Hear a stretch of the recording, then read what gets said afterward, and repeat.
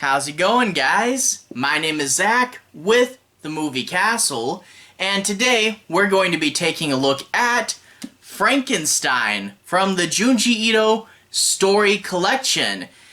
This is actually after Shiver. Well, they did Fragments of Horror and Shiver, and then they put out this one. So this is a really early one, or at least early for us in the States. And this features, first off, Junji Ito's adaptation of Frankenstein.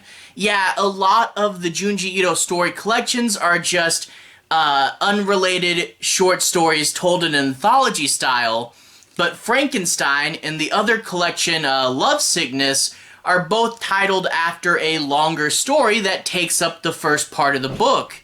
However, where Love Sickness after that got into a bunch of other stories. I mean, there was the Hikazuri siblings, but then there was a bunch of other unrelated stuff. Frankenstein is actually an even stranger case, as this is really kind of a double feature. A little less than the first half of this book is the Frankenstein story, but the other half is actually Oshikiri for the most part. Oshikiri is this kid that lives alone in a haunted house and goes through many strange phenomenon. I didn't know too much about him, but it was a really interesting and unexpected experience. So a little less than half for Frankenstein, a little less than half for Oshikiri. It's a double feature, and then the remaining stories are four stories, less than 10 pages each. So these are more like mini bonus features than anything else, but really cool stuff nonetheless. Hell of the Doll Funeral, classic Junji Ito imagery and creepy dolls, face firmly in place, Junji Ito doing a confinement thriller, and then two stories with Boss Non Non, who is actually Junji Ito's mother's little yappy dog. If you guys like, say, Cat Diary, this is similar, but with Junji Ito's mom's dog. Interesting stuff, and I think it is pretty fun. But anyway, with Frankenstein and Oshikiri, Frankenstein, as you guys know in the States, Frankenstein, he's a public domain character, and in turn, there are a ton of people doing stuff with the character of Frankenstein and Frankenstein's monster, Victor Frankenstein and Adam Frankenstein. But the thing is, with this character, was we've seen so many adaptations of him that to see a comic version, one can be forgiven of getting the first impression, oh, it's just another adaptation of a copyright-free character. However, this is one of the better adaptations. It's not just grabbing a popular character because it's free. Obviously, Junji Ito doesn't need to do that. He was clearly inspired to make something from this source material because I guess he liked it so much, and it's a really good blend. And that was one thing that surprised me. You know, Junji Ito has very much his own identity, and Frankenstein has his legacy as a character as well, and you think of them in very different terms, but somehow they blend absolutely beautifully. And, you know, the way that Junji Ito draws Frankenstein's monster is very much a Junji Ito character, but very much something I look at and say, that's Frankenstein? And the thing is, the original Universal portrayal of Frankenstein gave us really a defining version of the character, and that's what a lot of people think of him as. But I saw the Frankenstein, obviously really young as a kid, the Universal one, and then I read the book in high school, and reading the book, talking about this big, huge, hulking character, having him actually be intelligent, but also the idea that Frankenstein's monster can be running over the cliffs and just moving swiftly. He's not the stiff zombie that Universal made him. And it's one of those things that, you know, the Universal version is absolutely iconic, but I remember being a kid reading the original Mary Shelley story and this big, smart, yet strong and terrifying and fast-moving monster, I kind of felt sad that we don't get to know this version of the character that often. And then I read Junji Ito's manga, and this was the version of the character that I saw in my head reading the book as a kid. This big, hulking, powerful figure. I was just so glad to see the monster adapted properly. It was really, really cool, and I felt kind of finally a sense of vindication, finally getting to see the real Frankenstein's monster there, and it was really, really cool.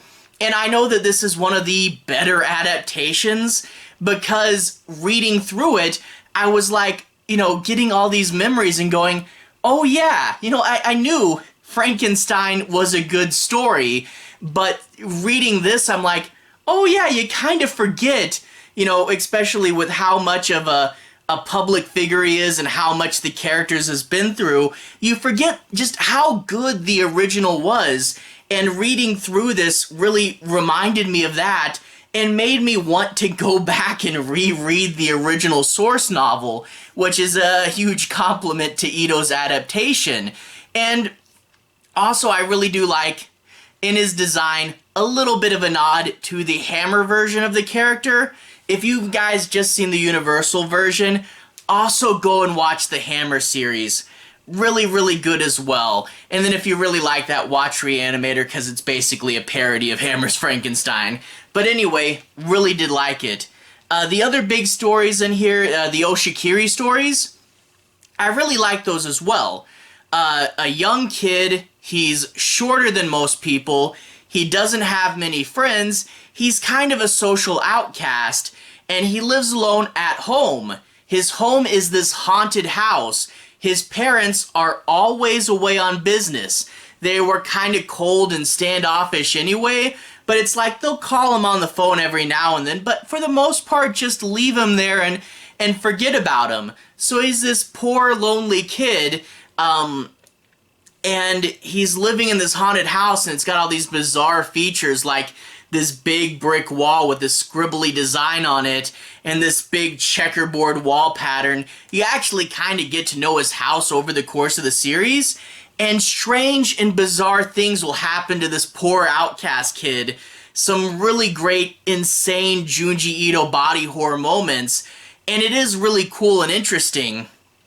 Now, that being said, the first chapter, Neck Spirits, it introduces us to a more evil Oshikiri than we'd see in the later series, and the first chapter goes hard and extreme, and then things strangely get reset to 0 for chapter 2, and Oshikiri is not as evil as we previously saw him, and he's strangely much more sympathetic.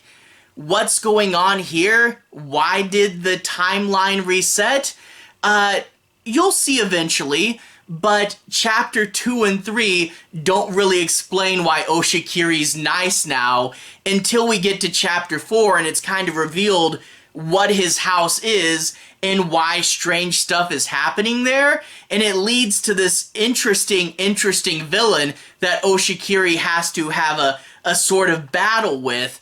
And I will say, just that jump from chapter 1 to chapter 2 might be a little off-putting to some viewers, and when you get to chapter 4 and it finally explains it, it'll be like, oh, okay, this all makes so much more sense now. If you read the back explanation, the summary on the back does provide a major clue as to what's really going on in the Oshikiri series. And if you're a little off-put from him going from 1 to 2, maybe just read the back, get that clue just to kind of settle your mind so you can enjoy the rest of the series. Because even though it does have that awkward jump, he is a really interesting character, and I really did like following Oshikiri around on these strange adventures with really, really good ideas behind him. And who doesn't like a poor little outcast character? And when we get to chapter 5 and we see the series' main villain and it finally gets to that confrontation between the two. It is really fun with some epic and crazy moments, and overall I really did enjoy the Oshikiri series. It's something that doesn't get talked about as much as Tomie or Soichi, but it's a really cool reoccurring Junji Ito character, and I would definitely love to read more stories with him in it. So yeah, know that that's the second story in here, and then the bonus stories. Anyway, if you guys want to see a little bit more of this book, with these longer story collections, I like to go in and do mini reviews for each story in there. So if you want to see the stories, I won't be doing any major spoilers, so I'll avoid twists and stuff like that. But if you want to know about the stories, my analysis and opinions on a lot of them, and see a little bit of the art, we're going to switch to the close-up camera and take a closer look at this volume. So without further ado, to the close-up camera. Alright, here we are inside the castle taking a closer look at this manga.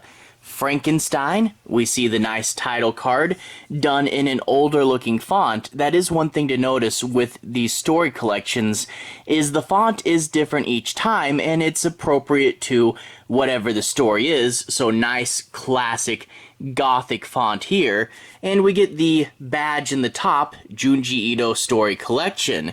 We get a really nice cover with Dr. Victor Frankenstein up at the top, the graveyard with the little tower and the bottles of life-giving formula, and we get Frankenstein's monster's eyes opening. We see fun stitchwork, rotten flesh, gooey eyes, and bandages. I do like the bandage element, reminiscent of Hammer's interpretation of the character. You can see in the character's design some notes from that design. I really do like it. But anyway, note the composition, and if we flip the book open to the Frankenstein chapter title page here, we see that the original cover for the Frankenstein manga is kind of mimicked in this one. It's the same eyes, graveyard, and Frankenstein portrait, but remixed on the cover and also now in color. Flip it to the side. There's the story collection badge, the Frankenstein title on purple. I do like the bright colored motif that the story collections go with, and this is the purple volume. And then on the bottom, a severed head sitting on a shelf. Nice macabre imagery. Flip it to the back, blown up graveyard. Junji Ito meets Mary Shelley, and it talks about Frankenstein, but it says also included are 6 tales of Oshikiri, a high school student who lives in a decaying mansion, and also the bonus stories as well. Anyway, $22.99 USA for this volume, and granted that this volume is around 400 pages long, I think $22.99's a more than fair price. Especially hardcover. Rated T+ for older teens. Yeah, there's some crazy Junji Ito stuff that happens in here. And also Viz Signature Viz Media at the bottom. Anyway, open it up. Nice purple marbled in papers here. And flip it to the next page. Title page with Frankenstein looking into the graveyard. These pages at the front and back will all have darked out versions of Junji Ito's artwork. Flip it to the table of contents. We see that Frankenstein starts at page 3 and goes all the way to 186. And note that there's only one title page. Yeah, I do kind of wish it was divided up into chapters or something, but no, bring a bookmark if you don't think you can do all 186 pages. But anyway, after that, we get 6 stories here that are all Oshikiri stories. I do wish that there was a, Oshikiri colon and then some sort of divider to make it more apparent that all these are one big long thing. But anyway, Next Spectre, Bog of Living Spirits, Pen Pal, Intruder. Intruder was recently adapted into anime in Junji Ito Maniac. The Strange Tale of Oshikiri, which was previously adapted into anime in Junji Ito Collection, and then the final chapter, The Strange Tale of Oshikiri The Walls. Now below these are a bunch of short stories. The Hell of the Doll Funeral, really good imagery and idea with that one. Face Firmly in Place, a really good Junji Ito confinement thriller. And then Boss Non Non and Hide and Seek with Boss Non Non. He's actually talking about his mother's little dog. That's who Non Non is. And if you guys like, say, Cat Diary, you probably like these stories as well. But if you notice the lengths between the stories here, they're not incredibly long. I think all of them are less than 10 pages. So think of these four as bonus stories more than anything else. But anyway, flip it to the back, and we, of course, get the, where is it? The, also from Junji Ito section, and we can see that this was kind of an earlier volume because they only have Shiver before this, as well as the Red, White, and Black trilogy and Fragments of Horror. But flipping it to the copyright page, which I know a lot of people find kind of boring, but I really do find the copyright interesting.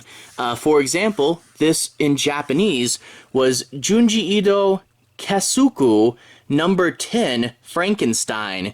These Junji Ito Story Collections were originally the I have no idea how to pronounce that, but the Kashuku, I think that translates to Masterworks or something, and while this was the second one in America, this was the 10th volume in Japan, and we can see this came out originally in Japan in 2013, and if we scroll down here, that it came out in America in 2018, so a 5-year gap for this to come up over here, which, to be honest, isn't that bad, and I really do appreciate Viz for bringing all these volumes over here and in hardcover. Really, really nice. And there's a fun picture of Frankenstein's monster there. Anyway, without further ado, let's take a look at the stories. I won't be doing any major spoilers, but I do want to say my piece on a few plot points, show you guys the story and the art, and make sure you guys have a basic understanding as to what's going on. But I won't cover any of the big Junji Ito twist, and I won't go too far into spoiler territory, so no major spoilers. But without further ado, let's take a look at some of the stories. Alright, first up we have Frankenstein. I already showed you guys the really cool cover page there, but yeah, that's the only chapter page you're gonna get. And we get to see Frankenstein inside his laboratory, and he's spinning this little crank thing, and the monster opens his eyes, but that transitions us way into the future, where we see a boat cracking through the ice.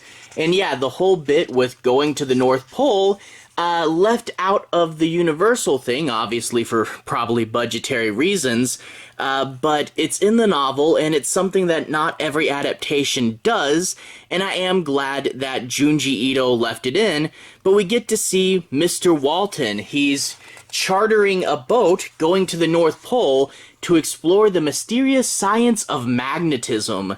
However, he sees a strange large man with a sled of dogs going zush, zush, zush through the ice there, and they're like, who is this strange large man?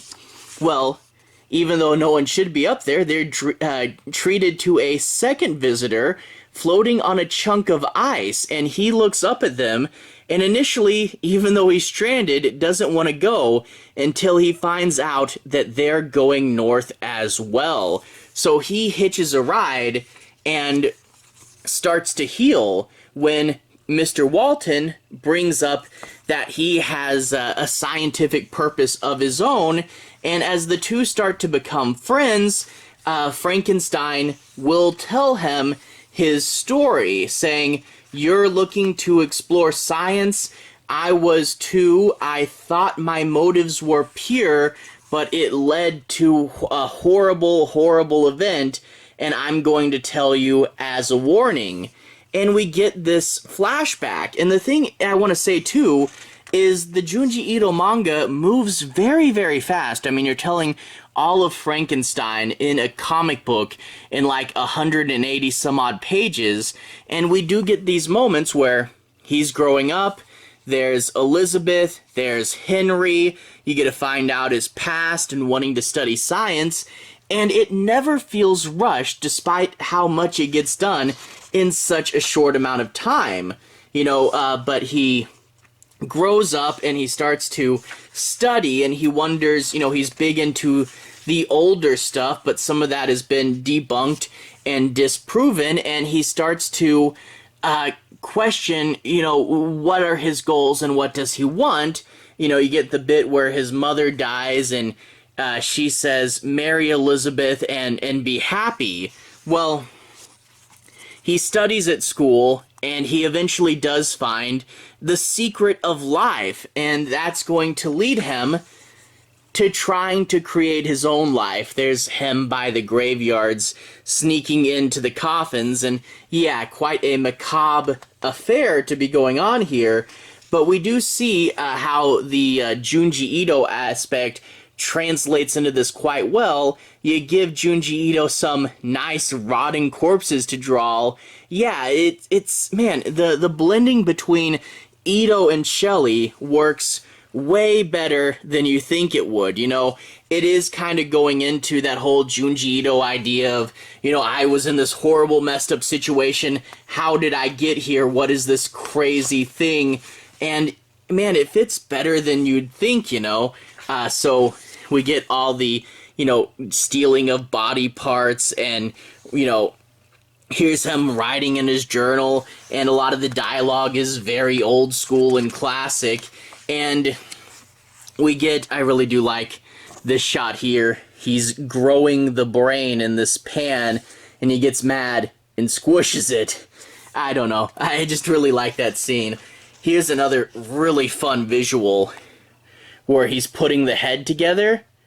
Man, look at that panel. The Frankenstein and a Junji Ito story coming together so beautifully. Now, the monster is repeatedly said to be 8 feet tall. Yeah, I think he's bigger than that. The Mary Shelley story always says 8 feet tall. They say 8 feet tall in this story. I think he's closer to 12, to be honest, but yeah, Junji Ito, long Frankenstein there with the classic hammer bandages. If you guys haven't seen The Hammer Frankenstein, man, go check it out. Horror of Frankenstein. Really, really cool movie. But anyway, he sticks all the little wires in them with these little pots, so there is some sort of crazy process.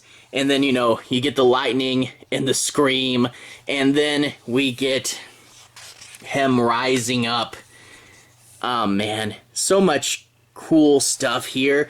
And, yeah, I would never have thought of Frankenstein's monster as a Junji Ito character, but, man, does he work so well as a Junji Ito character. Look at that face. Man, yeah, this... It's a blending that comes together so strangely perfectly, and I really do like it. I won't show you too much after this in the story. I mean, a lot of you already know the story of Frankenstein, so I don't want to just, spoil everything in it.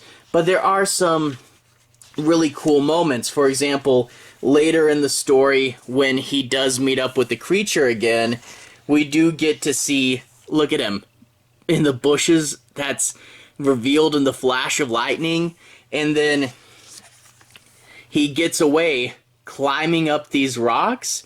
And I do want to say, this is really, Junji Ito does change some things later in this novel, which is like, a really good disturbing element he comes up with, but also, a few things to make the ending a little quicker moving. But it's still pretty faithful, and I do want to say, the idea of Frankenstein's monster, like in the novel, he can talk clearly and articulately, he's quite smart, but also huge, and he moves fast. This is the big, tough, hard to defeat Frankenstein, the hulking but intelligent man that can kill a bear in his bare hands. I really do like it, and it moves to the rest of the story relatively faithfully. It's really interesting, and the stuff that Junji Ito does change. I can see why. Some messed up stuff, and overall, this story left me going, man, Frankenstein's a better story than I remember it. You know, as I was saying, Frankenstein, you know, so many people have touched it, and, you know, you think, oh, okay, it's just another let's do a copyright-free story, right? And you kind of get that impression whenever you think of Frankenstein now. But man, this is, I think, one of my favorite adaptations of it. Really, really faithful, really dark and gruesome, and just how cool it is, you know, and also, you know, I do like, you know, kind of seeing this version of Victor Frankenstein is a little more sympathetic, and seeing, you know, just him wander into this, not knowing what he's doing. We do see why the creature does what he does, and we see why we can be sad for him, but at the same time, he is very much the genie that you let out of the bottle, and a big, just destructive force that, you know, like I said, this is a little bit more sympathetic to Victor Frankenstein than Adam Frankenstein, but I think, you know, it really is a good way to look at this story, and I really do like it. Definitely would recommend it, and I am curious you guys' thoughts on this. How'd you like it compared to the book, compared to other versions of Frankenstein? If you haven't seen the Universal and the Hammer version, definitely go check out those. But with Universal, you gotta watch the first two. Really, it really is a two-parter. But anyway, I'm rambling on. Let's move on. Alright, after that, we go into the Oshikiri stories, and I'll show you guys a little bit of each Oshikiri story, but for the sake of avoiding spoilers, I'll cover less and less each story we go into, but I will show you at least a little bit from each one. The first one, Neck Spectre, we get Oshikiri here, standing on the ground with a shovel, and the full context of this scene is revealed pretty early on. You see Oshikiri is angry and immature. He is shorter than all of his friends, and his best friend grew up way faster than he did, and any little bit of consoling Oshikiri saw as sort of insulting to him, so he winds up killing his best friend and burying him in the side yard there. And he's going to check because he thinks, oh man, that felt like a dream, that can't be real. And when he digs him up, he finds his neck has grown bizarrely long. So of course, he's jumpy. You get their third friend in the friend group, this girl, who goes over to talk to him, and it's like, oh, Oshikiri, why aren't you more upset? Your friend was just murdered, but he's trying to live his average, ordinary day life in class, trying to pretend like nothing's happened. But of course, he's plagued with horrifying visions. He's talking to the girl that's their friend, and he gets a vision of her neck growing incredibly long, just like in the grave he dug up. And of course, you know, he goes and he kicks her, but this was just an illusion, so now all these other people are like, Oshikiri, why'd you just beat up your friend there? And he doesn't know if the one in the grave is even real, because, you know, maybe it's just, I have this complex about being short, maybe that's what this all is, maybe I'm just seeing these disturbing visions because of my my complex there. And yeah, Neck Spectre has some great visuals, and it does have some really great Junji Ito art moments, and a really interesting end of the story. It does end, like a lot of Junji Ito stories, on a quite bizarre and striking visual, and it is really fun. And then after that, we get Bog of the Living Spirits, and there's Oshikiri in front of the bog that's behind their school, and we get Oshikiri looking at it and talking about how there's this legend with the bog that a beautiful woman's spirit will drag beautiful men into the bog and kill them. Now, it is worth noting, wasn't Oshikiri, like, trying to cover up the fact that he murdered someone? And at the end of chapter 1, wasn't there this huge thing that would be hard for anyone in the world of the story to ignore? How in the world did we reset to 0? Well, they do answer that in chapter 4. And that's sort of the thing with Oshikiri is, I'd say view it anthology style. Don't ask too many questions about how we got from chapter 1 to chapter 2. It will be explained, but, that's the thing, is it's explained in the Intruder chapter, and once you get to the Intruder chapter, when they start talking about what they talk about in that chapter, you can guess what's really been going on here pretty quick. But the back of the book does have, like, the description on the back does have a major clue as to, oh, that's what's going on. But if you're just reading through, you're like, wait, what happened to, how is this, what? So yeah, it is kind of a weird jump from chapter 1 to chapter 2, but when it is finally explained, it does build to a really, really cool story, which I'll try not to spoil for you, but just for a minute, forget the Next Spectre chapter. Just enjoy poor little Oshikiri here.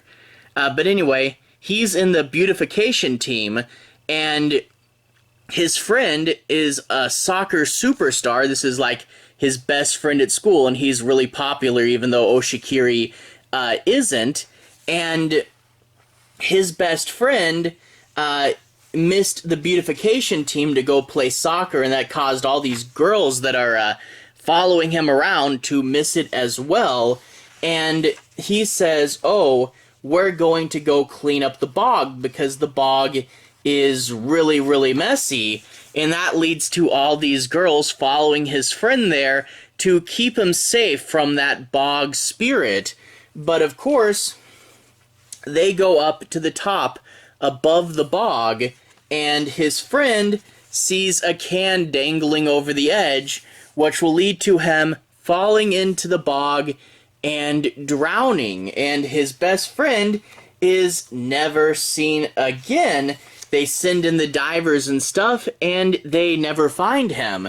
So yeah, the newest victim of the bog tragedy, and they say they see ghost orbs, but Oshikiri knows something. So there's actually kind of a fun double reveal here. What's Oshikiri up to? But not just Oshikiri, someone else is up to something in this story as well, and it is kind of a fun mystery aspect with more of a fun reveal than I thought it would be, and it's a pretty fun story. After that, we get Pen Pal, and we get to see this painting and Oshikiri and in the mirror with the knife through the letter, and we get to see that Oshikiri is on his own in this big haunted mansion. His parents have left him there. He is starting to see this vision of himself laughing at him, and he goes, okay, I am losing my mind, and he goes, I need some friends. And he sees this girl who's always alone and painting, and he says, hey, this is another loner like me. She's really beautiful. She would be a good girlfriend, and that would help snap me out of this this loneliness and depression I'm living in. But he goes to talk to her, and she puts the painting away, and she's kind of closed off. And yeah, in real life, man, sometimes you go up and just try to talk to someone, and they're not letting you get anywhere close. You know, some people will do this, but Oshikiri is a little persistent, and he tries to say, hey, we would really be a good friend. And she actually does come a little bit later to kind of apologize and, try to befriend him a little bit.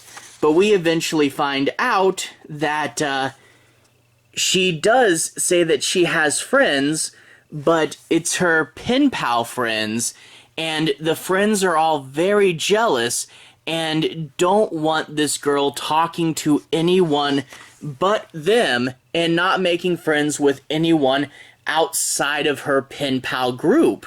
So yeah, she's kind of got these people kind of forcing her to be alone. And there is a fun reveal at the end of this story. It is very much kind of standalone, but it is a really interesting sort of psychological thriller, which is kind of different for the series. After that, Oshikiri Intruder, and we get to see him there, and his friends with no faces coming through a door in the wall. I really do like, you know, the aspects of the Oshikiri series. This wall around his house with this sort of scribble texture is really interesting. But in this story, Oshikiri starts off in the library, and there'll be this guy talking about feeling supernatural things, and he wants this book, which just so happens to be the book that Oshikiri's reading. They befriend each other, and he says that he lives in a haunted house as well, and the group decides to go down there and investigate. And I really do like the Oshikiri house. They say it's kind of like a big castle, but it's, you know, these big flat walls. It's like a big box with this big gate around it. And there's the famous, I always thought it was just a black and white, but in all the animations it's red and black. But the checkerboard pattern and these stairs, and he goes in through the back.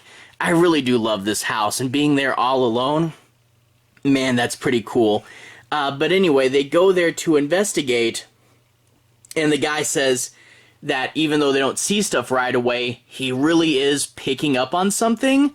Now, I haven't said what exactly he's talking about and what his ideas are, because when this guy starts talking about a specific phenomenon, you kind of know where the whole Oshikiri story is going pretty quick, and I'll save that for you guys to see it.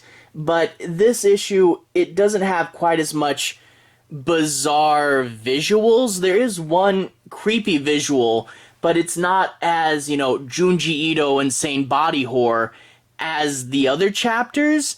And as a standalone story, it is the weakest chapter, but it does end in an explanation as to what the Oshikiri series is up to.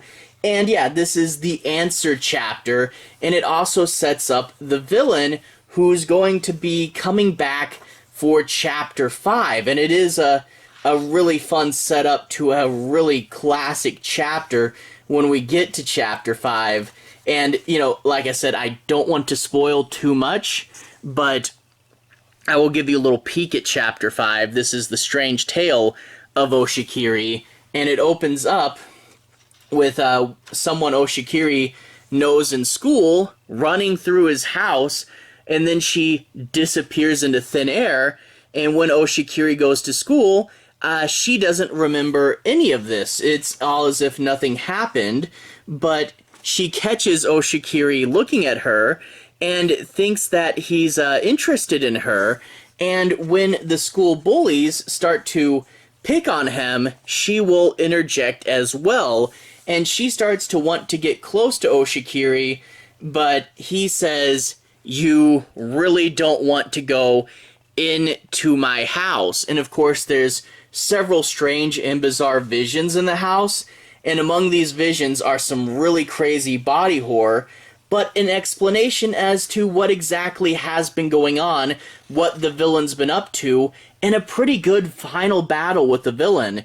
And that being said, even though in Chapter 5 is the climax to the main battle with the villain, we do get one more Oshikiri story that comes after, The Strange Tale of Oshikiri, The Walls. And yeah, let's just say Oshikiri's problems are not over yet. He's alone in this house with no one. He thinks he's going crazy, so he decides to spend the night with his cousin. There's a large earthquake when he's away from the house, and when he comes back to his house, that famous checkerboard wall is knocked down in the earthquake. And I like the gate as these weird stones here. But anyway, the wall is knocked down, and turns out there's a body hidden in the wall. This leads to Oshikiri investigating the past of this house, the past of his descendants, talk about how he has some Dutch heritage in him, but also finding a picture of someone getting stuck in the walls. And yeah, that's a really bizarre thing to find. And overall, why this is a chapter that happens after the finale, it's sort of a chapter that says, Oshikiri's troubles aren't exactly over. Here's exactly how big and crazy his house is and all the different secrets.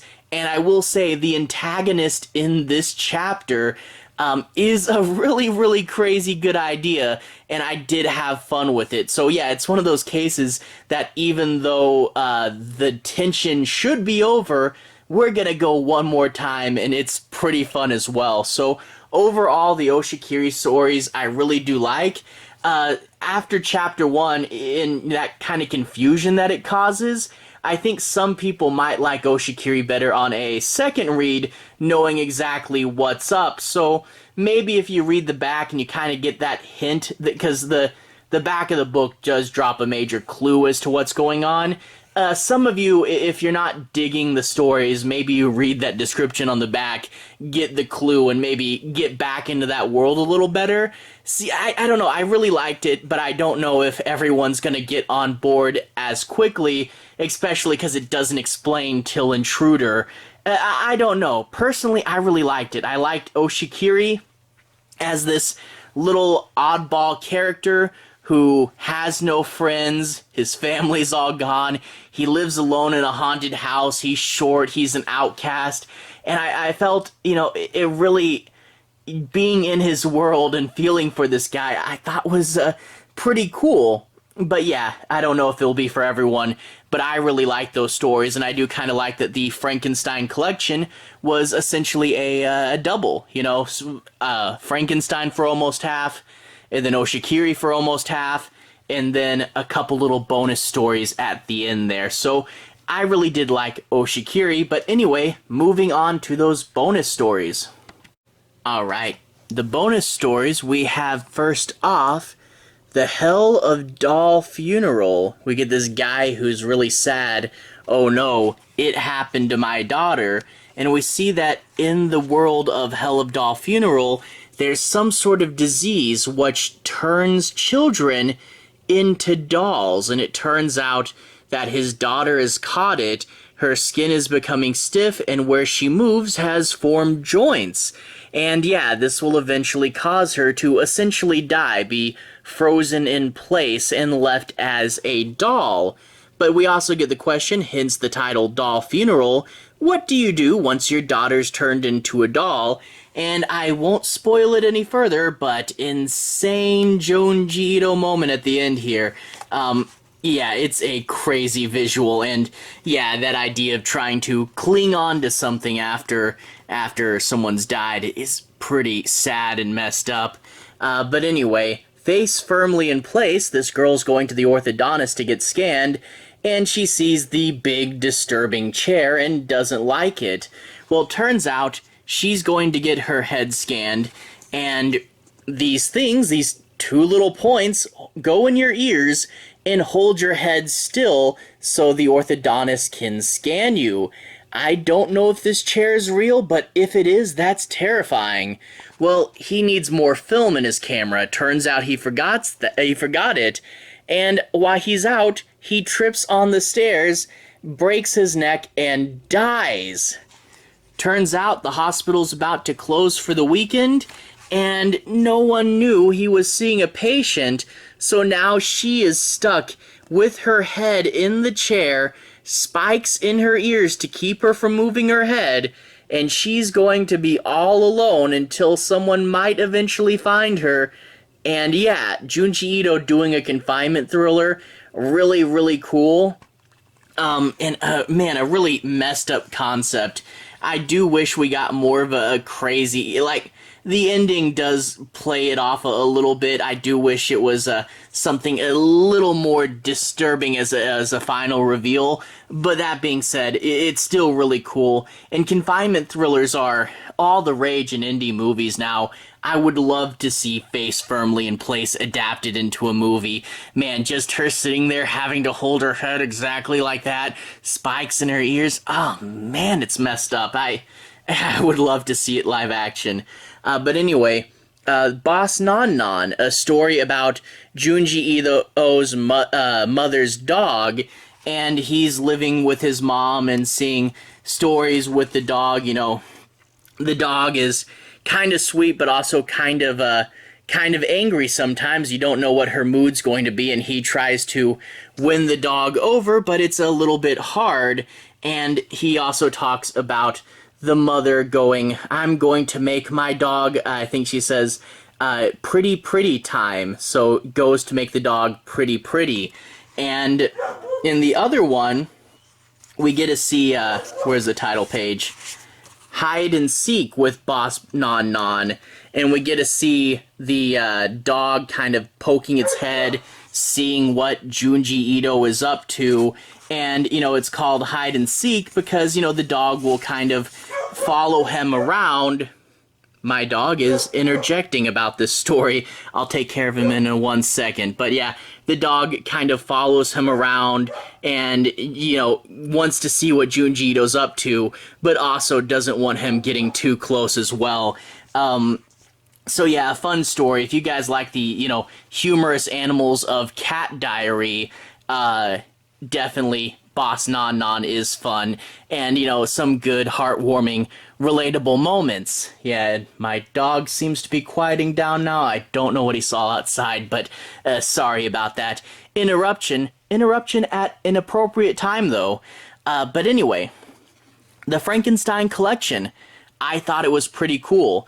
Doing sort of a double feature with Frankenstein and Oshikiri, I thought was interesting, you know, so it's a collection of essentially 2 longer stories, and they both are very, very good. Junji Ito's Frankenstein worked out way better than I could have ever imagined. The styles blend really well, and it turns into this really cool story. The Oshikiri stories are a little weird, but I did end up really liking these stories and really sympathizing with poor little Oshikiri there.